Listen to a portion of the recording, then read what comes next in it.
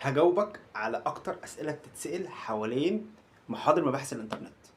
هو انا لو عملت المحضر اهلي هيعرفوا؟ ايوه يا فندم، اهلك هيعرفوا. لو انت ما قلتلهمش هم هيعرفوا من الاعلانات اللي انت هتجيلك على البيت بالقضيه. لو انا معايا السكرينات بس، ينفع من غير اصل الشات؟ لا، ما ينفعش من غير اصل الشات، لازم اصل الشات يكون موجود معاك.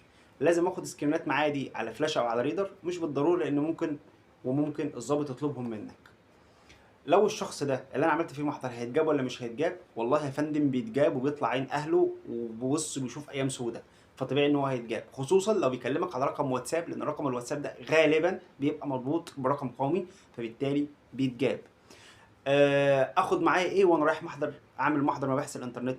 هتاخد معاك بس صورة البطاقة بتاعتك السارية واصل البطاقة عشان يطلعوا عليها، والتليفون بتاع حضرتك اللي عليه المحادثات.